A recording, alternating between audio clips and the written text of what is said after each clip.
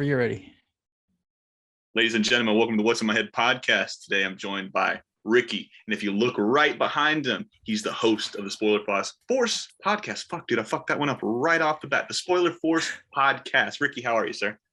I am good, man. I'm glad to be collaborating with you again, dude. When I think about us collaborating, it feels like it's been not that long ago. I think we recorded last time together before the start of the new year. Mm-hmm. And then I'm really excited to be on the podcast again.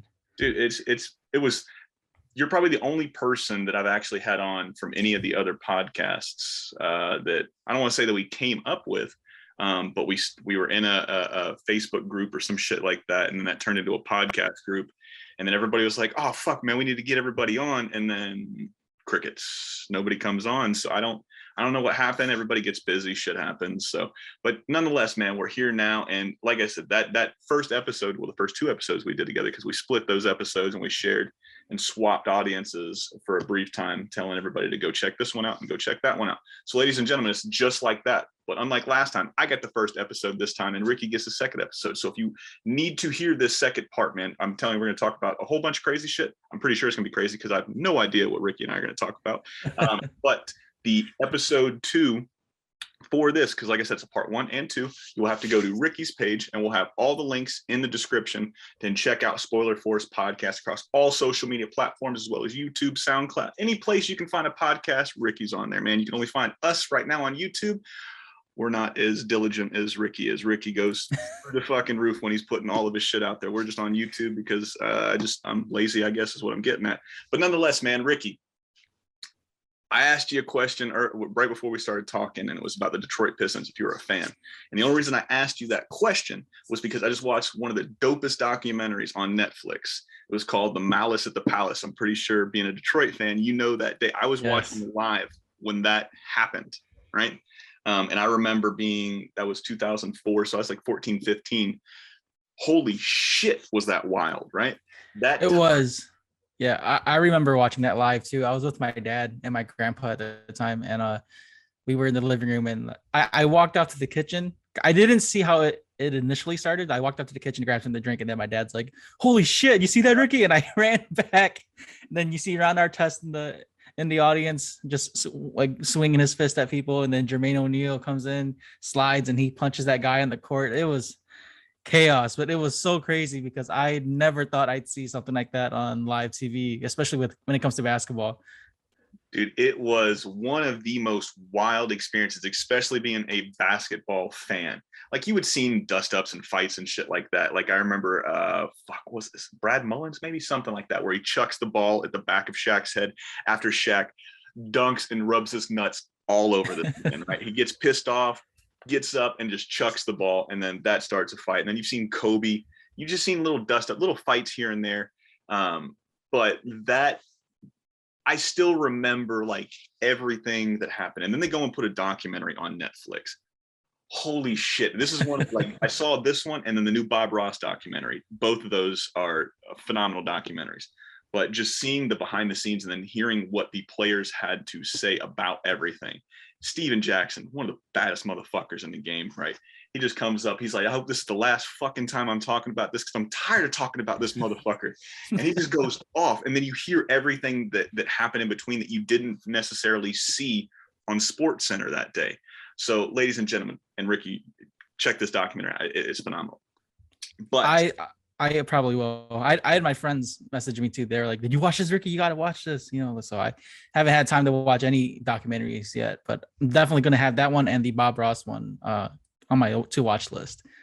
I don't know if you were a Bob Ross fan growing up, but whenever you skip school during my era and shit, and we're not too much, I'm not too much older, but Bob Ross was just something you put on around 1 o'clock because everything else was off. All the cartoons were off. And then his voice was just so soothing, and just getting to see landscapes come to fruition, whatever was in his mind at that time. I was, holy shit. And I was like, oh man, I'm starting to hear all this other stuff about Bob Ross. So I started watching it. And then I'm like, oh man, here we go. We're going to talk about Bob Ross. It's going to be the greatest. It's going to be the happiest documentary. And then you watch it, you're like, holy fuck, this is the saddest documentary I've ever seen. You see all of the crazy shit. And I don't want to get sued by the people. So you just get to see all the crazy shit that happened after his death and what happened to his family and his oldest son and all this shit. You're like, holy fuck, dude. Can't recommend him enough. But I did just watch My Hero, and our last 2 episodes we did together was a huge My Hero just fanboying out on this TV show. And I feel like they're going to do the same thing, man. So I'm only on episode 17 because I'm watching it on Toonami because, like I said, I'm a dub guy. I love the voice actors, and you've had some of those voice actors on your show, man. So what was that like getting to talk to Lucy? It was such an amazing experience because, you know, for the fans and viewers who don't know, I prefer sub. So speaking to dub actors or English dub actors, it's a bit challenging for me. Not that I don't like their work. It's just that, you know, growing up as a kid till even to as an adult, I've always watched it in like anime in Japanese or read the manga. I never really took time to really listen to English dub anime besides like Dragon Ball or Pokemon or Sailor Moon like that. But you know, talking to Lucy, man, she was by far one of the most nicest guests I've had. Yeah. And then to be able to geek out about My Hero and the characters and the movie and even the upcoming movie that's going to come out later this year, I was so stoked. And I gotta say, man, the My Hero cast was probably the cast that helped me like see different view of the English dub anime, because they're the way how they performed, especially in the movies, man, they're phenomenal. Yeah, it's she as well, because she was at MegaCon. Her, All Might, Sir Night Eye, Deku was supposed to be there, but he canceled sadly. And Ida was there. And then this was my son's first Comic-Con, right? First MegaCon, first anything. And this show specifically has set him off, I don't want to say down a path of darkness, but a path of nothing. Like, if it's not anime, this man doesn't want to watch it, right? So I just finally got him into watching Kid Cosmic, and we've been just laughing our ass off at this cartoon. But My Hero spun into what was that? 7 Deadly Sins. That was his favorite for the longest time, and then that turned into now My Hero, and then it switched over to Demon Hunter. This kid's balls deep in Demon Hunter right now. I've tried watching it. I got to give it some more time. I've only gotten 2 or 3 episodes into it. He's like, you got to watch like the first 12 episodes. It's slow up until then. I'm like, dude, I can't invest 6 to 7 hours in the show. I'm not like you, man. You go to school. I've got to go to work. I got to come home and cook for you. I got to do this. I got to do that. I got to do this. So I was like, I can't invest that long in there, but I'm starting to come around to it. But swinging it back to MegaCon, man, we got in line and he drew a picture of every character that was there and he gave it to him. And Lucy was the first one we met. And then she looked at me and I was like, I don't know if you remember me. She's like, you kind of look familiar. And I showed her that, you know, she was on my podcast. She's like, I do remember you. And she was, you know, talking to me a little bit. And then my son, super nervous, dude. He's already talks really, really low. And when you put him in a situation where there's, you know, 30,000 people in one spot, just fucking nervous, right? So he goes up and he's like, not making eye contact. He's like, I made you this. And he hands me the picture. And then she was like, do you want me to sign this and give it back to you? And she was like, did you draw this? And he was like, yeah, I drew this. She was like, this is beautiful. And then his little face turned red. And then she's like, you want me to sign this and give it back to you? And she's like, no, this is for you. And then she came out and then she signed something and she's like, wow, this is so cool. Nobody's made me art yet. So she hung it up, and every time he met somebody, it was so cool because they look at this picture and then they hang it up so all the other fans can see it. And then we get to Chris Sabat, right? All Might. And I fanboyed out hardcore, but I let my son fan out first, right? And then he was like, do you watch this show with your son? I'm like, yeah. I was like, it's one of the things we got through COVID with, man. COVID was so fucking boring last year. It was tragic. We were scared. And this gave us something to, you know, bond over. And then I was like, I've been listening to you since I was about his age. So 20 something years ago, I was a Piccolo fan. And then he breaks off halfway through. He's like, hold on. He goes and grabs a picture of Piccolo from his desk and signs that shit. Dude, I've never damn near broken down in front of My Hero before, but I would be lying if I didn't say tears came to my eyes when he handed me that picture of Piccolo, dude. It was so great. And the only reason I bring up that story is because that cast, the fucking sweetest people, man, of all time. You got anybody else coming on your show soon as far as that cast goes? Not really. Mark Whitten was probably my most recent voice actor that I spoke to. I'm, you know, like you, I was actually looking up like people in the production list too. And there's other like voice actors I've reached out to. There's one that's coming up before this episode drops with Valerie Pierce. She's a voice actress too, but she's not so well known yet. And so I think I was probably planning to speak to people who are like either up and coming or in production and stuff like that, because I find it more easier to speak with people like that now versus the already established voice actors. Not saying that they're not hard to get. It's just they're so busy. Yeah. So it's better to work with people who are more free with their time versus people who are already like going to conventions and all that stuff. But yeah, I think it's really cool. You know, I got to meet Chris Sabat back at Motor City Comic Con, and I didn't know this when I met him. I didn't know that he doesn't like Team 4-Star content. And I had him say Dodge from that series, and I didn't know he didn't like it until I was on YouTube looking up interviews, and I found out that he doesn't really like their content. So I was like, oh shit. Probably made him feel kind of bad. Why he didn't like it? I don't know why he. I guess like this is just from what I've seen. I don't know 100% if it's true or not, but from what I know from seeing on videos, like Sean Schemmel and Chris Sabat doesn't like Team 4-Star, probably because like it seems like it's mocking their work.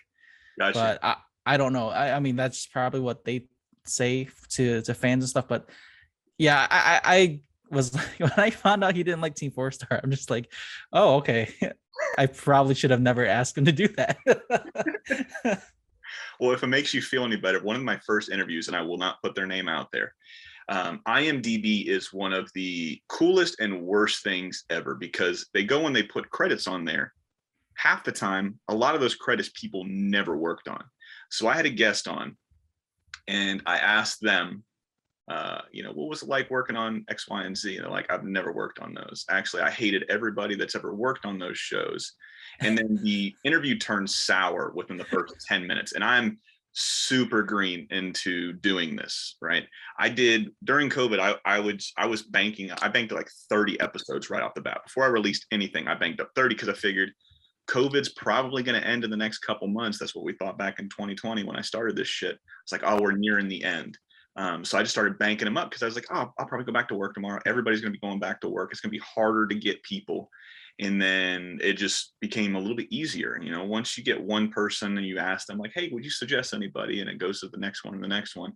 It became easier and easier. But it was, that interview was like, oh shit, I will never, ever, ever do this again. I will make sure that I ask everybody when I'm about to talk to them about something, what don't you like to talk about? That way I stay completely away from it, because like I said, I had to shit can that episode, mainly because they pretty much hung up on me after about 15, 20 more minutes of that conversation. It was what I'm getting at is fuck them. I don't give a shit anymore. So, but nonetheless, I'm not going to bring them up. I just don't want to, cause any drama and anything like that.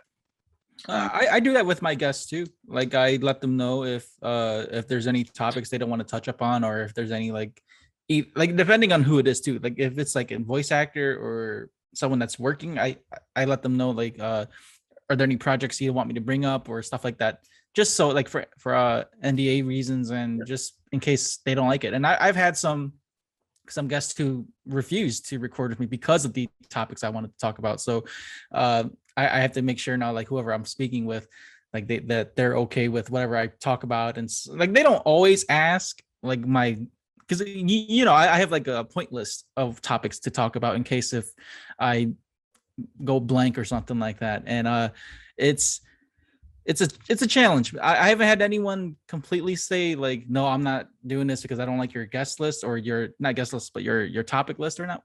But then I do have to make sure like the guest is okay with what we're talking about, because of I've had some like really awkward moments in some interviews where I talked about something and they just kind of gave me a short answer, and then it became like a long silence after that. Yeah, that one's always the rebounding. And I think we're going to talk a lot about podcasting on this episode, at least. So because it's a fascinating topic, because everybody has asked. When we talked last time, right, I was only at a couple hundred subscribers, and then everything blew the fuck up for me when I had the Ed Boys on. I was not expecting, like I was expecting some kind of bump, right? I was not expecting anywhere near the level of both positive, and even more, I was not expecting the level of negativity that I would have from that episode. Like, it was more positive than negative as far as fan interactions go. However, there was a lot of people on there that were a bunch of cunts. And if I've learned anything, because it used to be where I would go and respond to every single comment, regardless if it's good, bad, or indifferent. Because, like I've said it on here a couple times now, I want to build a fan base. I want people to want to watch this show and listen to this show, because there's content in here, regardless of, if you go back and you listen to our Tony Sampson episode, we spent almost 30, 45 minutes talking about suicide and mental health and the issues and struggles that he's had that I've seen with my family. You know, people would be so against what I was doing in the beginning because it's what we're doing now. We're talking, right? It's not bullet for bullet. You know, you did this, you did this, you did this, you did this. Tell me about this, and then we move on to the next topic, because I want to have, you know, a long drawn out conversation with people. I don't want to be, you know, what'd you do here? What'd you do here? Because I feel like you can go and find that type of stuff, and you miss stories when you do that, I guess, for me. Plus, like I said, going back to why we're only on YouTube is because I'm fucking lazy, and I just don't want to have to do any research. If I have you on, I know quite a bit about you, but I'm expecting, you know, the guests to do a lot of the heavy work, because it's me talking about them or them talking about themselves, and then just seeing where the conversation goes. But like I said, I was not expecting that. Like, we went from 0 to 100 like that, right? And ever since then, it's been, you know, so many people reach out like, how did you do this? How did you do this? How did you do that? Like, I don't fucking know, dude. Like 100%. This podcast is luck. I was like a lot of people in the position, and it's not like I'm super, super popular or anything like that, but I've had a lot of guests on that a lot of big people haven't had on in this medium, right? And the first thing they asked was, well, why did they come on here and not there? I was like, dude, fuck, I don't know. I was like, I just asked the question. You want to come on? Cool. You don't? Cool. I can find somebody else to talk to. But 100%, this has all been luck. So if you're podcasting, you're thinking about starting a podcast, get a microphone, get a computer, get a pen and paper, and Google shit. That's what I did. That's what I do. That's what I still do. But for you specifically, what is your process? Whenever you start and going to look or set up a podcast for somebody, what do you like to do? Well, what's funny is with Spoiler Forest, I originally just wanted to do reviews and talk about comic books and stuff like that. Like, not even with the intention of having guests on. My very first guest on my podcast was my cousin. We talked about his experience in the movie with Gran Torino. He was one of the gangsters in Gran Torino. So we talked about that. And then I had some other actor friends from back in Michigan who they have like their own production crew, Clean Slate Productions, like, you know, just local people. And as time went on with the reviews and talk about movies and anime and comic books and manga and stuff like that, it kind of just progressed. I don't, I'm trying to recall my very first like guest that wasn't a family member, but I just spoke with someone. Like, I had a friend from high school that I didn't even keep in contact with until like 2 years ago. He's a nurse. And he was on my podcast. We talked about how he got into nursing, and we talked about like haunted houses and stuff like that. And then I had a friend who was a Marine. He was on my show. We just talked about his experience, and it just built up from there. Like, even topics that weren't related to like pop culture theme stuff, I just wanted to talk to people, and it just progressed into having friends on, having family on, random people on, and then it just, you know, it really got. I think for myself, I got really more motivated after speaking with you because of the whole Rob Paulson ordeal. It's like, I'm still trying to get Rob Paulson on my podcast, but that guy is just so busy. So I just you know with the tips you gave me, I just reached out to a bunch of people, and by the time I knew it, I'm speaking to like, you know, artists or like musicians and a bunch of just random people, you know, because in my, at least for my community, for those who don't know, I'm Hmong, and so like the Hmong community is very tight knit, very small, which is, it's growing, and there's artists out there that I spoke to on the podcast as well. But you know, you got to be inside that community to really like draw out the big names, or at least the more popular people.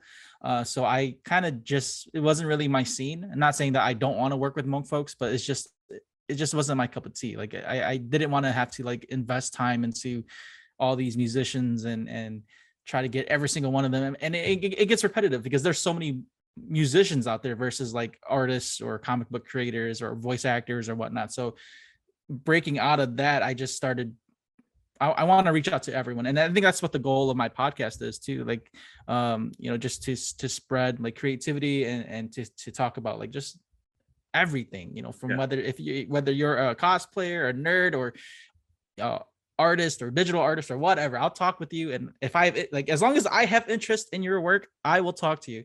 And I've had some guests where like, because I've had some guests where I didn't know much about their content, and if it, for myself, it makes me feel weird because now I have to like invest all this time into trying to pretend to know you when I don't. And it just, I would rather just talk with people who I already enjoy like their content or their material. But other than that, it's just where I'm at. It's like, it seems like it's all over the place, but I think at the end, I think it's just bringing in a diverse group of fans and trying to build that community. That's what I really want at the end, is to build a community for out of the podcast here. 100%, man. And that's what I'm trying to do as well. But I think after the last couple, episodes I've dropped, I'm not going to read anybody else's comments. The only comments that I will read from now on and respond to are people that have been there. I don't want to say since day one, because if it was day one, my mom was probably my first subscriber. If we're going to be completely honest, she went Same out here. there. Yeah. So as soon as she put it up there, she's always super supportive. But I will respond to the people that I see on a consistent basis, either writing in fans' questions or commenting on the videos. I will respond to them. But I'm going to do what Rogan says to do. And if anybody I can look up to in this podcasting world, it's fucking Joe Rogan. What that man has done, that man has said and had on. And I know a lot of people, are hit or miss on him because they think he spreads misinformation. How you can spread misinformation, you've got somebody like young Jamie on there pulling up everything that these people talk about when they're on, and then fact checking is beyond me. But people hear that name, and then it's like anything in this world. If you don't listen to something, you automatically have an opinion on what it's probably is. You look at Joe Rogan, you think, oh, this dude's buff as shit, he works out, he's a comedian, he's head kicking people when he used to do Taekwondo shit, and he's a UFC commentator. So what does all that mean? Oh, he's a bro. He throws out bro science. Couldn't be further from the truth, man. So I'm going to do from now on what he says do, man. Post and ghost. If you like this content, man, I'm glad to have you on, and I hope you continue watching. If you don't like this content, I don't fucking care at this point. I'm having fun talking to the people that I want to talk to. Do I still want to build that community? Absolutely. I don't want to build a community full of douchebags, though.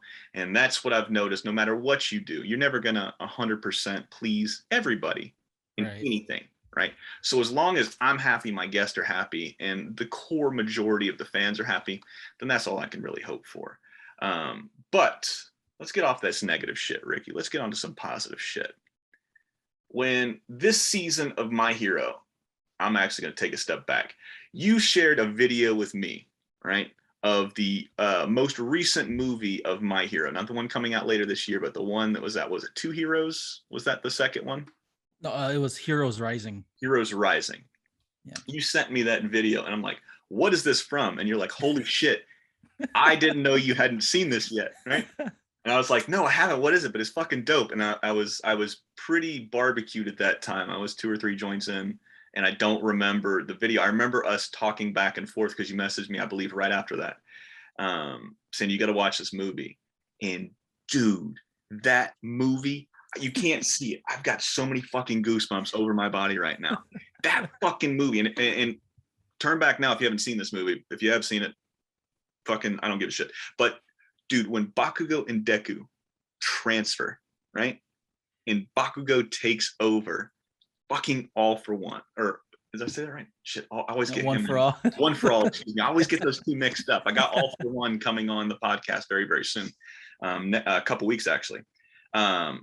When they transferred, I was like, holy shit, this was another All Might flame going out moment for me. I get up, and I've never been the hugest Deku fan. I love Deku. I think every Goku needs a Vegeta, and we said this on my last podcast. And every Vegeta needs a Goku, right? You need that dichotomy. You need that consistent of one each other, pushing each other to get to the limits that they can get to, the highest limits they can get to.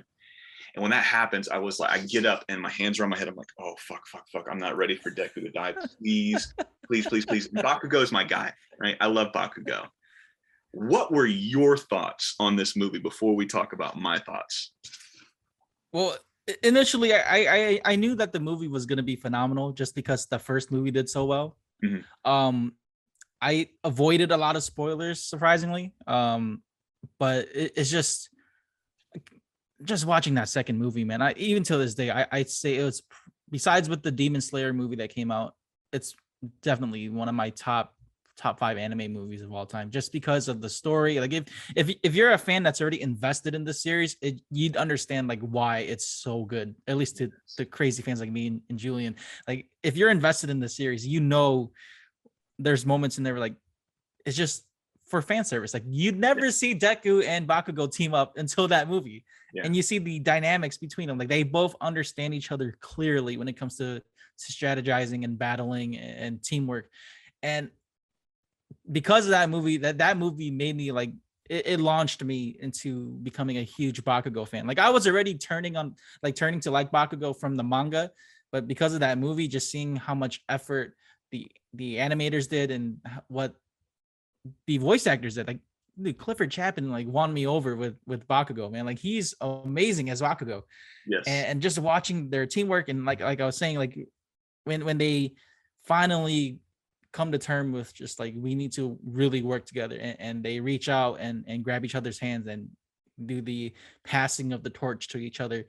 Dude, I was in tears watching that part in the theaters. Like I'm so glad nobody was in there with me. Like maybe like I had my niece and nephew with me, but then like there wasn't a lot of folks because that movie came out just before COVID hit. Mm-hmm. So I was in there just sitting there, and I had like the popcorn in front of my face. And I'm just like slowly tearing up because the music kicks in. It's a very like ballad type music. Yes. And it's just like knowing Bakugo's character, he when he tells Deku, he's like you know after this, like you're not going to get your powers back anymore, and Deku tells him like, it's okay, as long as we save the people on this island, then I'm fine. And you know, dude, I got goosebumps right now, dude. It's so chilling, man. It's so good, and especially to where like they both of them, they both idolized All Might, and that's what I liked about this movie too, is like they showed you the side of Bakugo. Like he, as great as Bakugo is, at the end he still wants to be like All Might, and him and Deku are on the same common ground when it comes to being a hero. That's who they want to be, and that combined Detroit smash, dude. If I wanted to, I probably would have screamed in the theaters, but I didn't do it. But dude, that part hit me so hard because it's just, I don't know, being from Michigan too, like having that attack move named after Michigan, like it just kind of brings like some sort of pride, home pride. Yeah, but like just seeing those two work together, man, and it just was so amazing. I could go on forever. Now I want to sidebar for just a second because you brought up city pride and something you did a couple weeks ago, and I'm sorry if it was a little bit longer than it might have been last month, but your hometown store where you would hang out and meet people with like interests, man, they had a break-in. I want to take a couple minutes just to talk about this. They had a break-in and their cash register was stolen. Can you walk us through this story? Because what I thought you did was phenomenal, and I looked up to you so much for doing this. Okay, so Otaku Detroit is it's an anime store in Michigan. It's in a city called Madison Heights, which is like it's just like a suburb city outside of Detroit in the Metro Detroit area. So they just opened sometime, I believe, in the summer of 2020, I believe, because they opened up right in the middle of COVID, which was surprising that they still were. That I'm still surprised that like Matt and the people and Terry, like they're still working there during like this time of COVID. But what happened was you know, because they're a new store, Matt has like all these connections with like all these stores and retailers from Japan and stuff like that. And they're just a local business. I would have never thought that this would happen to them, and especially being their first year. Apparently, someone must have known the store or knew what was in the store or had some sort of interest in this store because they have like events, like cosplay events, gaming events, and whatnot.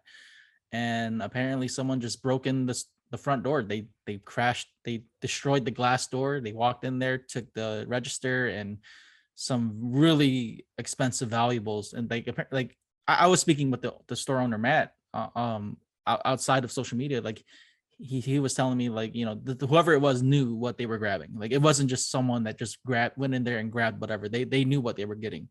So immediately after the announcement, like after they made a post on Facebook and Instagram, like not even 5 minutes after I saw that post, I was something in me was just like, I got to do something about this, because these guys helped me because I was literally a day one customer when they opened. I was there at their opening weekend.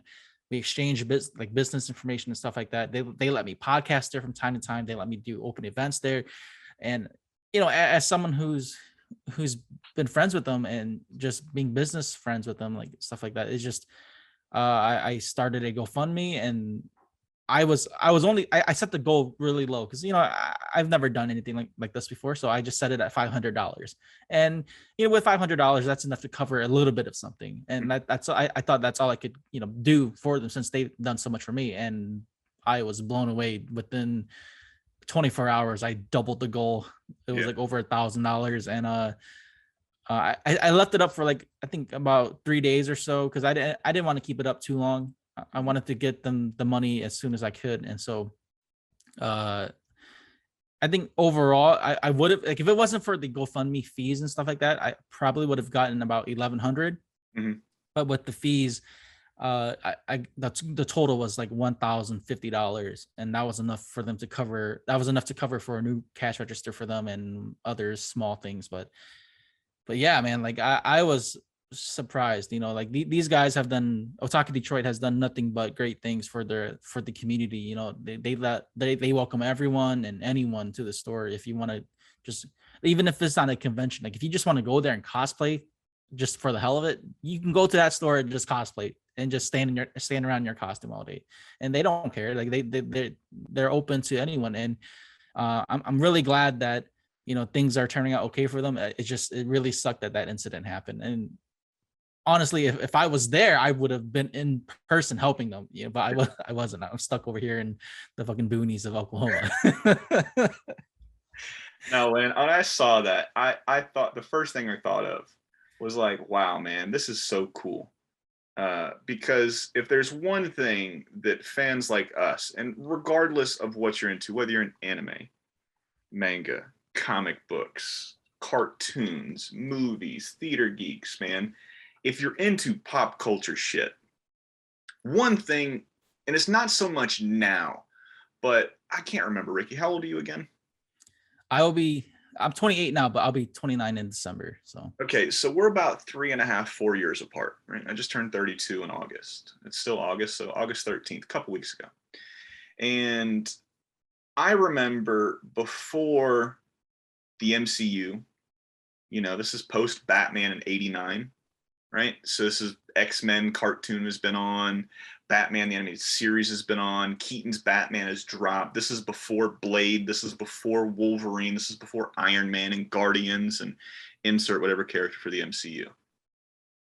Comic books were looked at a little bit better in the 90s, and cartoons were looked at a little bit better in the 90s than they were for people in the 80s and 70s and 60s. But I still got, and I've told the story before, but I got beaten up when I was young. I was in a kindergarten or first grade class, somewhere around there. And you could have show and tell. And you can bring any toy you wanted, right? So you couldn't play with it during class, but once recess hit, you could take your toy out and you could play with everybody else with their toys and shit. And I was super nerdy, still am into Aquaman, right? Aquaman was one of my favorite characters of all time, right? And I think I actually have the one, it's not specifically the same toy, but you get a just for what this bastard looked like, right? So this was the Aquaman I grew up on right here, and this is a little Christmas gift from my little buddy Alyssa, my little niece. So she got me that because she knows I like Aquaman. But that Super Friends Aquaman, right? That real douchey blonde pompadour, where he's like, "Hello guys, let's go save the day." That type of Aquaman, right? Just that corny white dude. That was the Aquaman I grew up on. That was the toy I had when I was young, and I went up to my grandparents. We went to the flea market, and my grandpa was the type of dude that would take out his wallet or his money clip, and he'd peel off a 20 for you, and he'd peel off a 20 for my brother, and he's like, "Go find something to make yourself happy." I remember back in the day before everybody thought that every comic book they ever had was $1,000 book, right? That this was before then. Like they had them in plastic Walmart bags, right? 10, 20 of them for $5. So I go over there and I get that, and then I buy a little Aquaman toy because I was huge into Aquaman, and it was that Super Friends Aquaman. The only thing it didn't have was it didn't have his trident, and it didn't have the seahorse that he rode in on the Super Friends. So I remember taking this one in and showing everybody at show and tell, and then going out to recess. And then I don't remember the kid's name. I don't even know what he looked like. I don't know what happened. The only thing I remember, because I see it in flashes, is he was a lot bigger than me, because I was a short little pudgy kid until about 7th grade. And then I shoot up to 6'2", 8th grade, and nobody fucked with me anymore, right? And I remember him coming up to me and saying, "Let me see that toy," snatching out of my hand, punching me in the stomach, and then me going and telling the teacher that, "Hey, such and such took my toy. He hit me, and then he won't give me my toy back." And then I remember her saying, "Don't tattle." Right. And then I flash forward a couple my years. God. Yeah, I flash forward a couple years into elementary school and shit like that. And I remember being treated differently because I was still into comic books, or I was still into cartoons. Once you hit 6th, 7th grade, at that time, you're supposed to be into Boy Meets World. You're supposed to be in these non-animated shows. And I just remember like, fuck that, dude. I like cartoons more than I want to see what the Ed Boys are doing. I want to see what Cow and Chicken's doing. I want to see what Dexter's Lab. Holy fuck, Samurai Jack. I want to see what this guy's doing. I wanted to see all of this other shit, but you couldn't do that. Now, in today's day and age, and the whole reason I tell that story is because the people that you just helped out, man, they harbored a space for people like us. The weird kids, the nerdy kids, the kids that really didn't have, and I don't like using this fucking term because it's overplayed. They didn't have a safe spot, right? They didn't have a place where they can go and be themselves without fear of persecution, without fear of just being treated differently. And then you make that. That's the whole thing for cons, right? Cons back in the day used to be a place where people would make fun of, for people going, "Oh, look at that Star Wars guy. Look at that Star Trek dude. Look at these fucking nerds into the Hulk," right? Now, it's so fucking mainstream, right? You can't go anywhere without some asshole wearing a Hulk t-shirt or an Iron Man t-shirt. Some of these people that I used to be friends with back in the day that would pick on me for liking comic books are these cocksuckers that are still messaging me on a regular basis like, "Oh, what do you think is going to happen such and such?" I was like, "I remember you making fun of me for this shit, you piece of shit. Why are you messaging me now?" So it's funny how the culture has shifted where the nerds are running the world, Ricky. It's wild. And I appreciate the fuck out of what you did, man. I thought that was one of the coolest things in the world. You didn't have to do that, and you did. And it shows the kind of character and the kind of man that you are, Ricky, that you went out of your way, like All Might, like Deku, like Bakugo, like Shoto, like insert any superhero from the cartoon we were just talking about that we love so much. You went fucking plus ultra is what I'm getting at, man. And hats off to you, my friend. Clap, round of applause, man. I really appreciate what you did. I thought it was a cool fucking moment, man. Thank you for the kind words, man. Like I said, it just something came out of me to just like, and like I haven't had any, or I don't want to make it seem like I just did it because of the attention or whatever. It's just I know these guys. Like It's of your heart.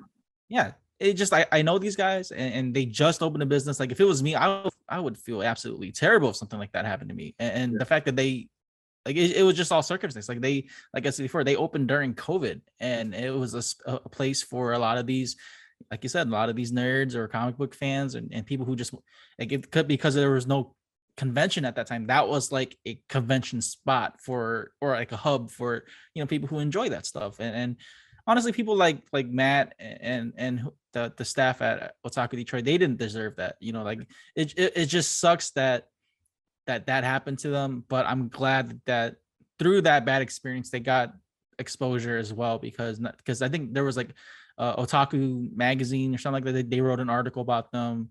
They were on the Metro Detroit News. So I mean, any bad or good exposure is is good for their part for their business. And I'm glad that they were able to recuperate after that. And even after that, like a lot of stores or pawn shops reached out and they were like, we'll help you look for your items. And they don't like, I think there was like one guy from New York or something like that messaged the staff at Otaku Detroit. They're like, we get a lot of items here, and if we see something that's yours, we'll let you know and stuff like that. So that was really cool to see that not just the help that I did, but a lot of these stores or like, same small business owners, they were all like in it with them too. Like that, I thought that was really cool to see, like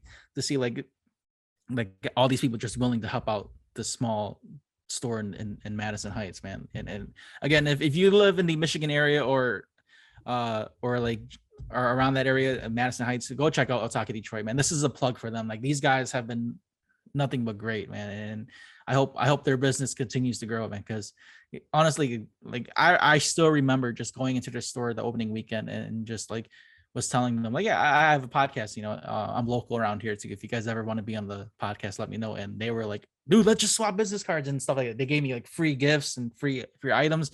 Like I have, I'm pretty sure you've seen on my podcast, sometimes I do giveaways. I haven't been doing anything recently because I moved, but they even before I moved to Oklahoma, they were like, oh yeah, Ricky, we have a box for you in the bag. Just go, we got some stuff for you to do for giveaways and stuff like that. So I was like, holy shit. So that's at home in Michigan right now. So until I get back, until I get back on in my own space or whatever, or go back to Michigan, I'll probably try to give that stuff away. But those guys always hook me up with stuff, man. And that's why I wanted to help them so badly. Man, you got Ricky, the Hmong Batman right here, right in front of us right now, man. We're going to pause it for just a second. So we were just talking not only, and send me the link so I can put it in the, just for their website, and I'll put it in the video too. So if anybody that's listening to this that still wants to help out, even though you helped them out a little bit, but even then, if we can do something to prop up places like this, small businesses especially got hurt so heavy just because of COVID. And then you've got some asshole that wanted to go and do something extra and take away from somebody that had no business to be taken away from. So like I said, I'm pretty sure there's some fans out there that might be in Michigan and might be in Detroit and might not know about this place and would love to go check it out. So just send me the link for the store name and we'll put it in the video description as well. So people can, just at least say, hey man, we like what you're doing, or hey, we want to come and see X, Y, and Z. What's a good time to come by? But as we for sure, I'll send you that stuff. Cool. So as we start to transition, like I said, this is part 1 of part 2. We're going to end it with this, and we'll talk briefly about My Hero. We did some talk earlier just a minute ago, but we're on season 5, correct? Yes. For some reason, I want to say season 6 because I feel like we got season 5 last year, but I also felt like last year was 2 years and not really 1 year. So this shit's just been wild, man. So with that being said, what has been your favorite part so far? And mind you, I'm only on episode 17. We just finished up with the Shoto's dinner reunion. But what has been your favorite part so far in this series? However, you'll have to go over to Ricky's YouTube channel. You can look him on YouTube, look him on Spotify, app, wherever you go and get podcasts. You'll have to go to his channel and check out what he's about to say and what we're about to talk about. I promise you, you're not going to want to miss it. He's been Ricky. I've been Julian. Ricky, where can they find you at? You can find me anywhere on any podcasting platform at Spoiler Force Podcast. You can find me on social media at Spoiler Force Podcast. Twitter is different. It's just Spoiler Force Pod. But yeah, other than that, that's where you can find me at. And usually if you type in Spoiler Force Podcast, I'll pop up first. So you can find all my content there. If you're into just like comic book reviews or movie reviews and stuff like that. I've recently did some interviews with some voice actors as well. Thanks to Julian for opening that door for me. Other than that, man, I have a bunch of content, almost to 100 episodes. So there's a lot of episodes to cover. But yeah, if you're into all that, definitely check out my content. If you like it, like, share, and subscribe. Beautiful, man. He's been Ricky. I've been Julian. This has been the What's in My Head podcast. It's been another piece of your childhood. Don't forget, this is part 1 of part 2. You got to go to Ricky's channel to hear the shit we're about to talk about. Love you guys. Bye-bye.